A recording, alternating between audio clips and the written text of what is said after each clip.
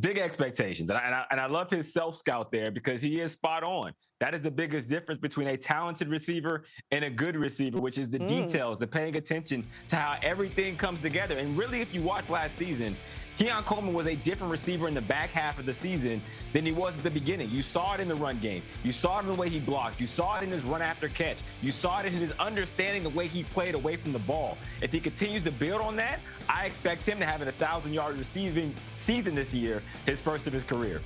Yeah, we've seen that talent. It's right there, just making those improvements that he's scouting himself. I love it, Hawk. By the way, Bills wide receivers averaged the most yards after the catch in the NFL last season. Pretty interesting. All right, let's go to Minnesota. Yeah, finally.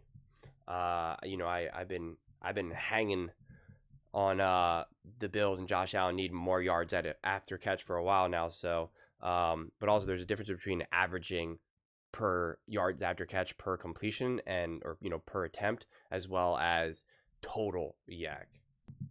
And this is why this could be so misleading. And this is not what this whole video is going to be about, but since she brought it up, Josh Allen had 2,005 yards after catch. Bo Nix had more, Lamar Jackson had more, Aaron Rodgers had more, Geno Smith had more, Joe Burrow had more, Patrick Mahomes, Baker Mayfield, Jared Goff. So, even if it was technically more yak per completion, which I don't even think that's the case, because I see Jared Goff has 6.8 and Lamar Jackson has 6.6 and Josh Allen has 6.5. So,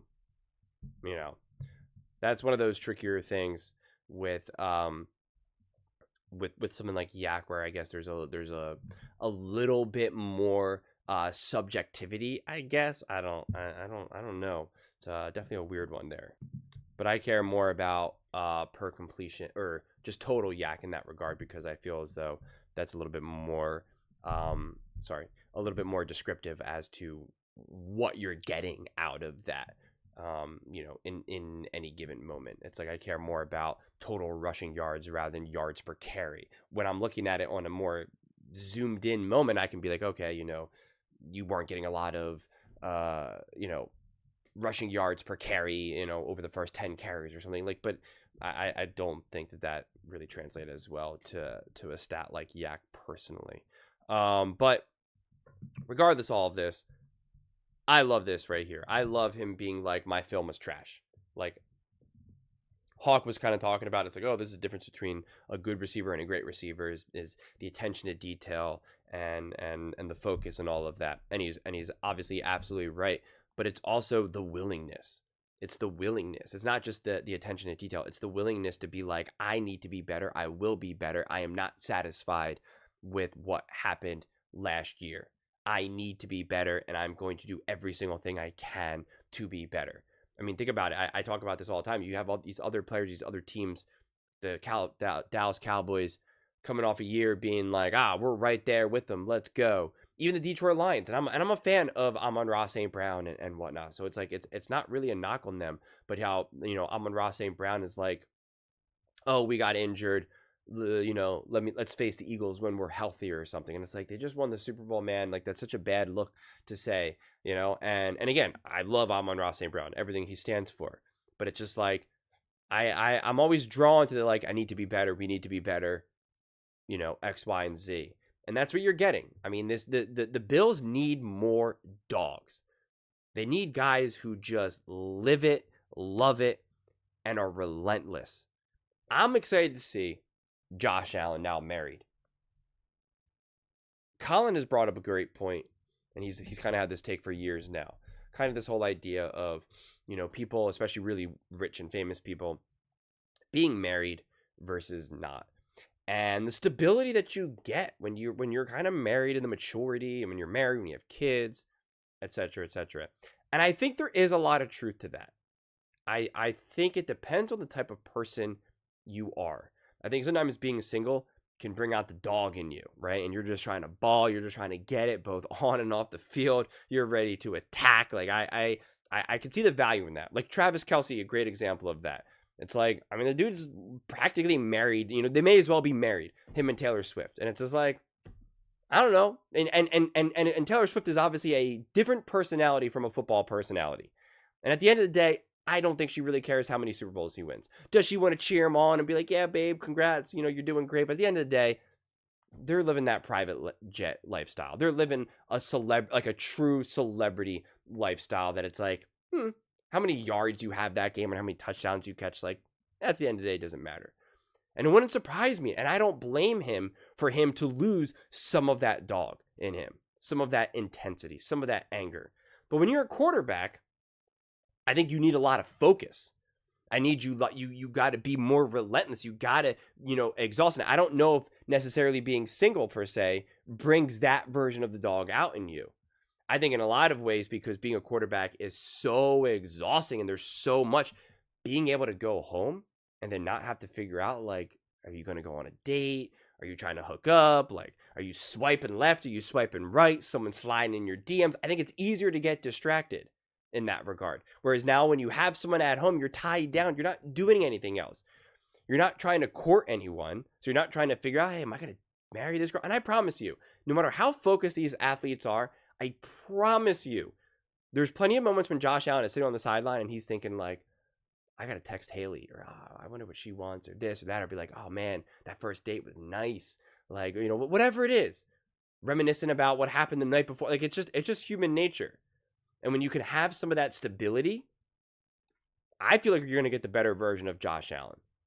Because, and again, you guys all know that I could not be any higher on Josh Allen. I think he's one of the greatest quarterbacks of all time. I'm very, very, very firm in that. But it wouldn't strike me if he himself individually gets a little distracted a little bit. He has a I don't know how exactly I want to put it, but immaturity is not the right word by any stretch of the imagination, but he has like an innocence to him, a slight more like boyish, like that one time when he was like gonna clap in the locker room and then he didn't, and then he was like, because he like clapped too soon, like that's just, he's very much like a kid in that regard. And now he's gonna be married, man, and he's gonna be a man, and it's just I think it just hits a little different. I really, really do. And I think him having that stability and the benefit of her obviously being beautiful, obviously being really successful in her own right, but she's not this Taylor Swift celebrity, for instance, right? Like, she's not. How many times are you watching Bills games and you're seeing her all over the TV? You just don't, just not the thing. So in a lot of ways, it's kind of like a perfect scenario where he's like has some stability at home, he has that peace, and now it's just like he's accomplished the things. He's got the girl, he's got the wife, he's got the money, he's got his own, his high levels of success. And now the next thing is to win that ring, is to get over that hump. And I feel like the trajectory is there. I really do. People talked about LeBron James never getting in trouble at 18 and having just the entire world given to him from the jump, and how remarkable it is that he's never got in trouble. And I think that's true. I think that's like one of the best compliments you could give, and most accurate compliment that you can give a LeBron James. If he was wilding out and was single and wasn't locked down from the jump, and you give him all that money, all that fame, all that attention, traveling literally all over the world, I mean, you're going to be distracted. You're going to get in trouble. They talk about this, how away games, especially in basketball, there used to be so much a bigger advantage for the home team. And it's because the guys on the road, like, they would be going out, they're trying to be getting girls, like it just was so much more work. And now with dating apps and just being able to slide into someone's DMs, it's not the case. Now you're just like, yo, I'm at this hotel, come over. I left your name down at the front lobby. And it's just completely changed the home and away record and the advantages. And to a degree, it's happened in football as well. And so these types of distractions do mean something. They really do. So I'm excited to see when you have more dogs who want to put in the work, when you have a quarterback like Josh Allen who's continuing to mature, grow, evolve.